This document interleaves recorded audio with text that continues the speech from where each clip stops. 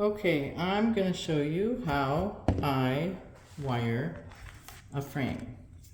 So first of all, you want to start where you know this is the top and measure down 1/3 of the way from the top.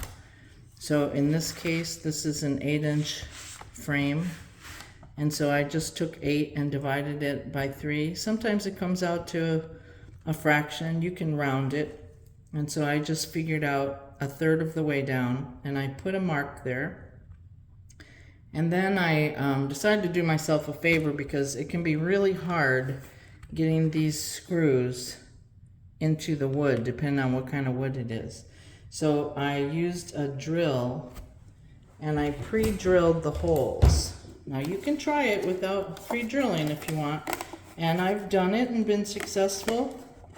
And I've done it and drilled into my finger. And let me tell you, that does not feel good at all for a long time.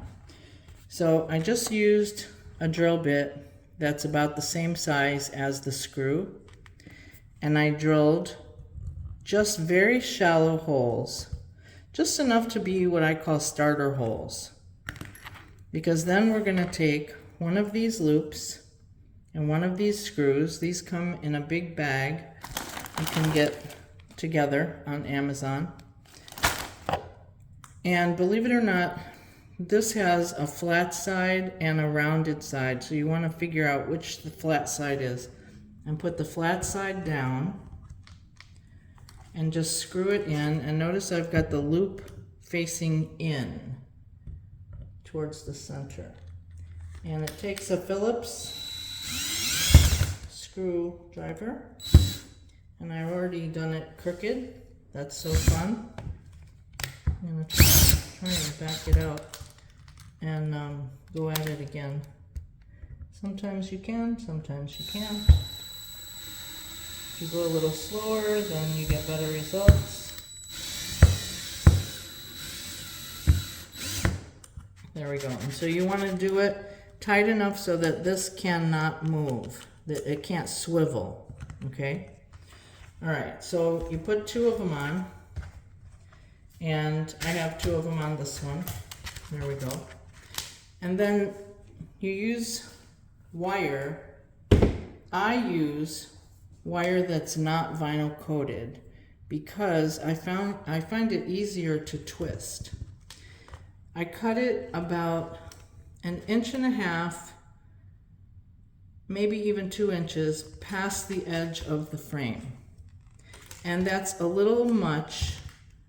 I'll cut some off, but it's better to have too much and have to cut it off than to have it be too short.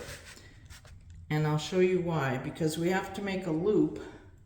So first, I've just put it in so that it's nice and bent here. Then I have to go back through underneath and come through the loop. And at this point, you want to pull a tight knot, but it is not easy to pull a tight knot with a piece of wire. So I use my cute little purple pliers. I gotta turn it this way so I can grab it. And I hold on to the rest of it and pull that tight knot.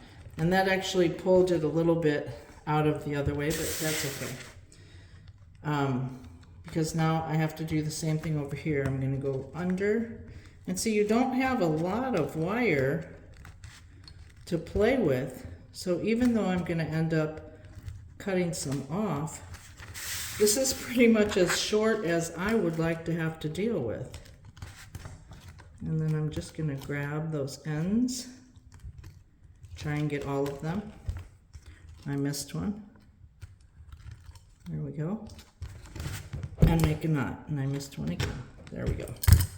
Okay, now the idea here is that you want to go around at least 3 or 4 times. Can you see what I'm doing here?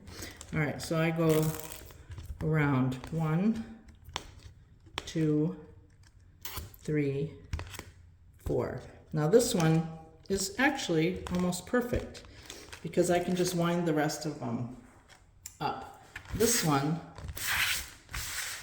Let's make sure that you can see this. There we go. I'm gonna go under and go 1, 2, 3, 4, and I'm gonna cut it. Well, oh, here they are. I'm gonna cut it with a little bit left, very little, because I want to tuck that under. I don't want to have to poke my hand on it. There. Okay.